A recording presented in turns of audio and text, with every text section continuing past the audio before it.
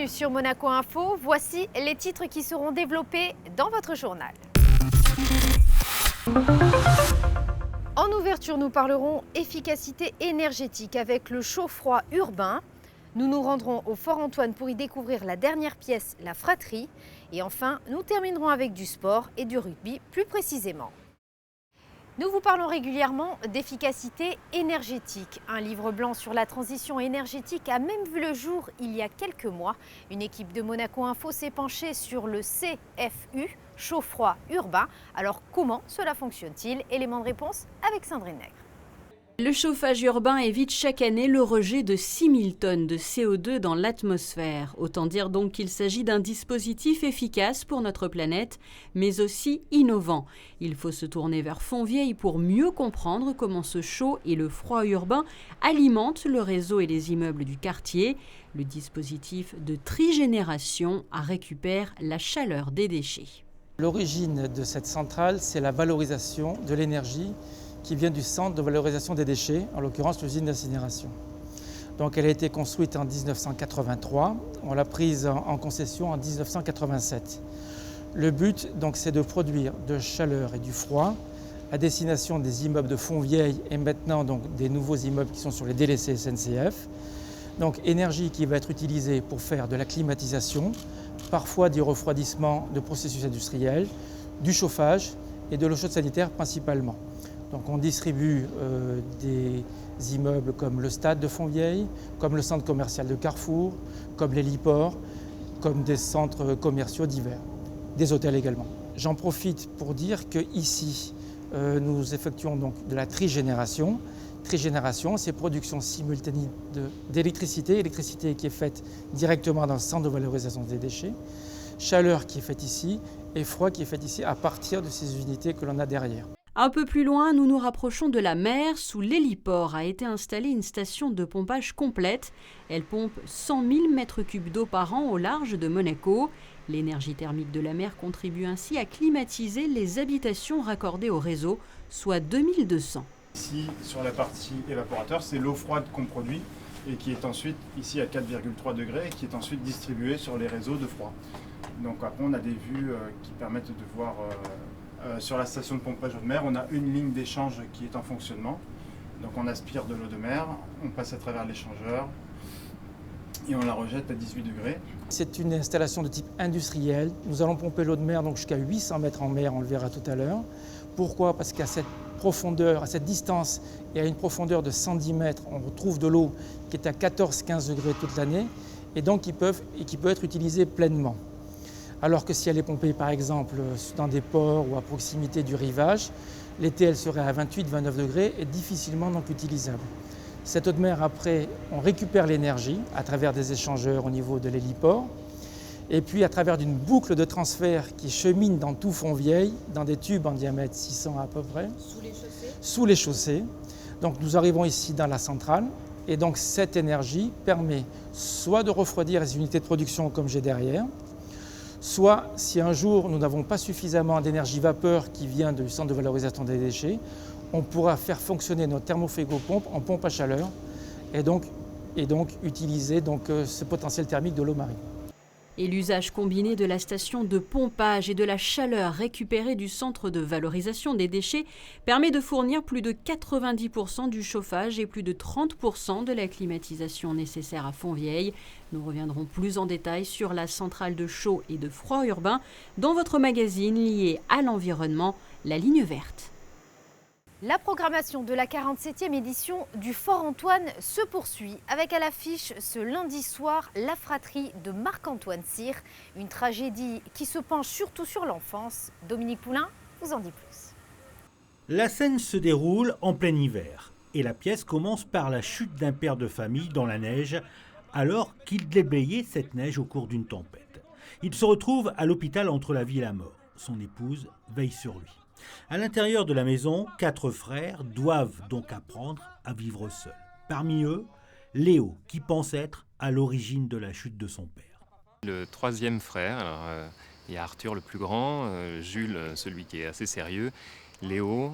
Donc Léo, lui, il se dit que si son père est entre la vie et la mort, c'est peut-être à cause de quelque chose qu'il a fait à l'école. dans les branches. On ne saura jamais ce que c'est, mais oui, il a quelque chose sur la conscience. Ce qui est sûr, c'est que ce qu'il a fait travaille beaucoup tout le monde. Ce qu'il a fait travaille beaucoup ses parents, et puis ce qu'il a fait travaille beaucoup ses frères, même si voilà, c'est un secret. Et puis au fur et à mesure, on va découvrir ce qu'il a fait, et puis les conséquences que ce qu'il a fait ont sur toute la famille. Et on découvre au cours de cette tragédie que Léo a eu, à l'école, une relation sexuelle avec un autre enfant. Une situation qui perturbe toute la famille. Ah bah comme tu t'imagines, des vrais petits monstres. Non, ils sont tous là qui me regardent. Ouais.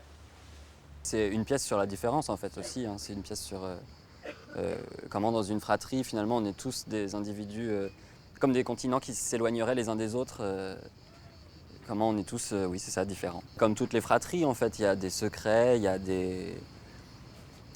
des tensions entre certains membres de la fratrie, il y a des postes dans chaque fratrie. Il y a le grand frère qui est responsable des autres, il y a le petit dernier qui est un peu celui qui découvre tout au dernier moment. Et puis il y a le troisième, donc Léo, qui est souvent dans les fratries de 4 apparemment, celui qui se sent un peu à part, celui qui se sent différent, étranger à une fratrie en fait. Fratrie est une pièce dramatique, avec toutefois quelques points d'ironie et d'humour, et l'histoire de cette famille pourrait arriver à n'importe qui. Au sein de la fratrie, les relations entre frères sont à la fois tendres et cruelles. Fratrie est en fait une réflexion sur l'enfance. Comment un garçon construit-il son identité avec ses frères ? Notre père là, on a retrouvé ses bottes, sa casquette de marin, son manteau bleu, ses mitaines, on a même retrouvé son corps, mais au-dedans de lui, son cœur, ce sera plus le même.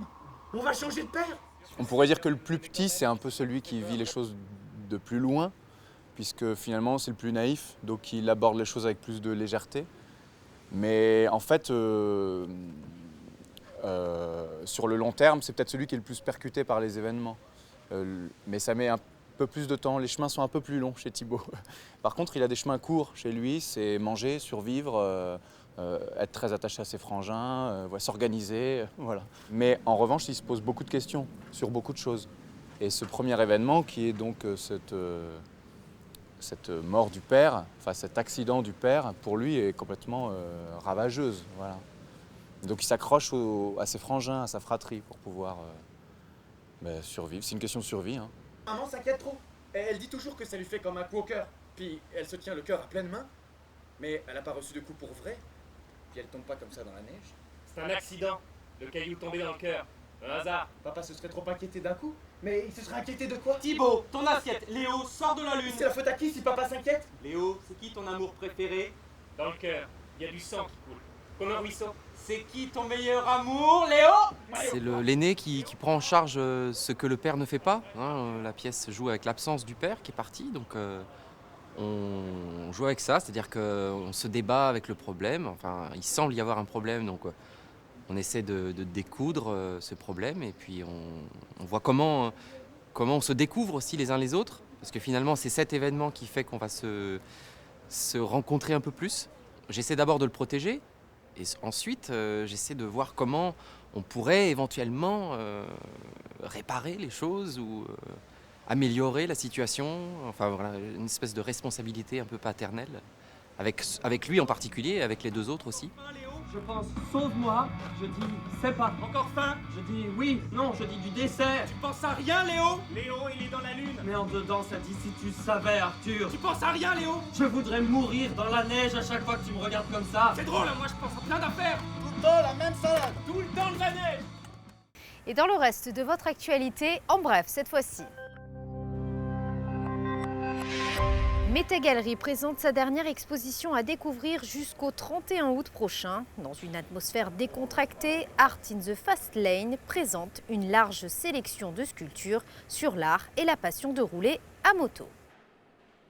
Et terminons ce journal avec du sport, du rugby plus précisément. Le double champion du monde néo-zélandais Conrad Smith a rendu visite à de jeunes rugbymen de la région.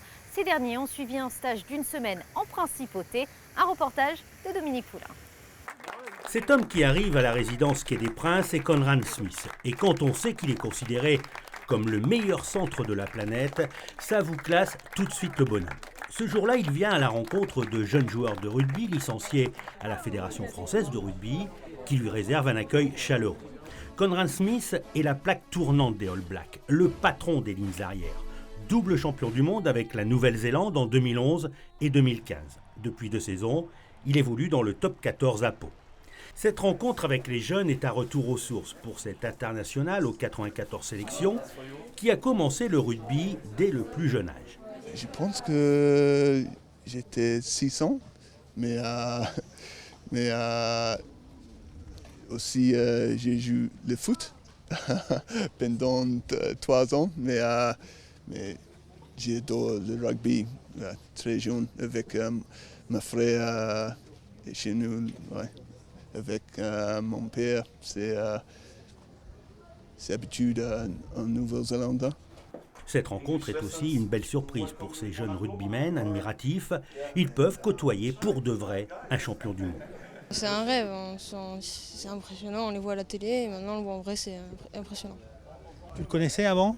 La télé, oui, je l'ai regardé, ça m'a impressionné quand j'ai vu Conrad Smith vient ici, je me suis dit c'est super, il faut que j'y aille. C'est émouvant, j'ai toujours rêvé d'avoir enfin rencontré un champion du monde et trouver quelqu'un professionnel que je peux voir et de m'en poser des questions. Dans la salle, une quarantaine de jeunes âgés de 12 à 16 ans. Ils jouent à Monaco, Antibes, Grasse, Mandelieu, Menton et Rome en Italie. Ils viennent de participer pendant une semaine à un stage de rugby de haut niveau organisé par Prestige Rugby Camp Monaco en collaboration avec la Fédération monégasque de rugby. Une semaine de formation et de détente comme un joueur professionnel. 14 heures de rugby et 8 heures de cours d'anglais avec essentiellement le vocabulaire du rugby. En fait, le rugby, c'est ça. Le rugby, c'est une équipe qui unit, c'est la passion, c'est les copains. Et c'est un sport qui, franchement, c'est très important, soit pour la vie. Je pense que c'est une éducation, c'est un sport qui peut éduquer.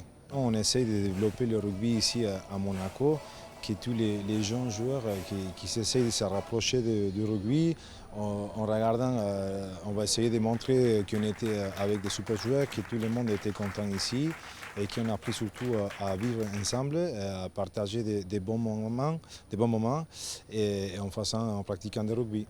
Pendant près d'1 heure, les jeunes échangent avec Conrad Smith en anglais et lui posent des questions sur sa carrière, ses souvenirs, ses émotions et les valeurs du rugby.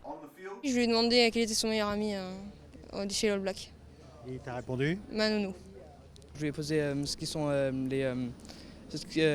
qu'il pense, il pense à quoi pendant qu'il fait le haka. Et il a répondu avec, il pense à son pays et aux écoles qui font chacun leur haka. Le lendemain, les jeunes se retrouvent sur le terrain au stade du Devin à Beau-Soleil pour une petite confrontation, toujours en présence de Conrad Smith. L'objectif pour l'international néo-zélandais est de leur montrer ce qu'est vraiment le rugby et la compétition. Et voici à présent les prévisions météo pour ces prochains jours. Mercredi, prolongement d'une période sèche avec des températures allant de 27 à 33 degrés. Jeudi, soleil dominant malgré quelques nuages et un mercure pratiquement identique à la veille. Vendredi, poursuite d'un temps ensoleillé avec une légère brise de mer. Samedi, un début de week-end chaud avec une maximale de 31 degrés. Et enfin dimanche, ciel bleu malgré quelques nuages insignifiants. C'est la fin de cette édition. Merci de l'avoir suivi. À présent, retrouvez les films projetés cette semaine en salle grâce au magazine cinéma de José Sacré. À très bientôt sur Monaco Info.